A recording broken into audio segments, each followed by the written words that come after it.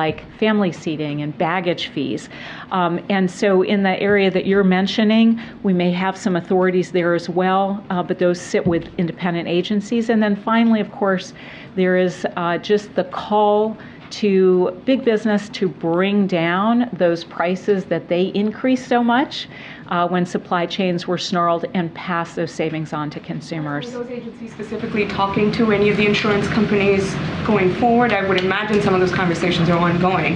Is there anything new that's happening that you can talk about? So I can't speak to particular actions by some of the independent agencies, but I can say that over all of our independent agencies, there's a real focus on tackling unfair and deceptive price practices that are leading to greater costs for American consumers. Thank you, Lael. It's nice to see you. Can you talk to us a little bit about how your team is monitoring the situation in the Red Sea, and what is the level of concern right now about the potential for that to drive up prices and mess up the global supply chain? Yeah, so the national security team is focusing on the attacks in the Red Sea area. We are very focused on the economic side, on monitoring potential effects on the U.S. economy. So far, we really have seen very little effect on the U.S. economy. Some shippers are taking alternate routes that is leading to longer shipping times, but so far that really hasn't had an effect on the U.S. economy. And again, as you can see here, the supply chain pressures measure that is the most comprehensive is down all the way back to pre-pandemic levels, which is due to all the work that this administration has done with the private sector on shipping, on trucking, on semiconductors, on a whole range of areas to get those supply chain pressures down. Do you have a sense of how long before this becomes a bigger issue? Is it days or weeks?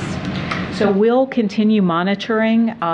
Those shipping lanes are more salient for other parts of the world, but of course we'll want to continue monitoring for any possible effects on the U.S. Thanks, Lael. Looking at the report, it looked like rent was one of the big drivers of inflation. It was up 6.2% over the course of last year. What's your analysis about why rent continues to be a driver of inflation, twice as high as average inflation?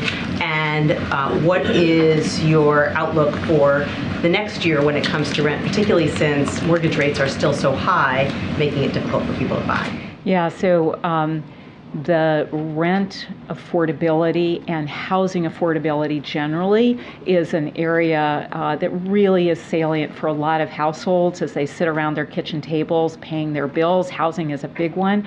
We are very focused on housing affordability. We'd like to see Congress pass housing tax credits. The president has put them in his budget every year. Those have always been critical for increasing the supply of affordable rentals. We also have put forward proposals for first-generation home buyers to make that more affordable.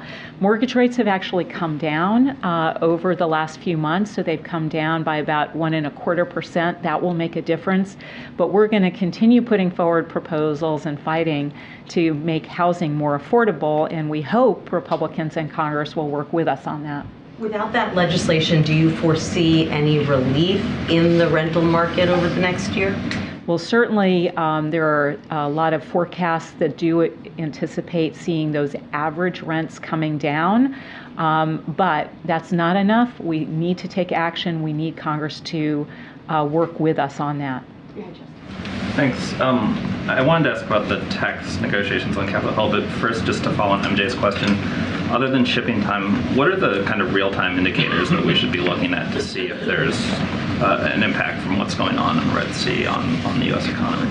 So, of course, there's been a lot of focus on oil prices. Oil prices have been volatile, but we really haven't seen an increase there. And as you know, retail gas prices are down about $1.90 and are now below $3 for most Americans at the pump. But that is such an important expenditure for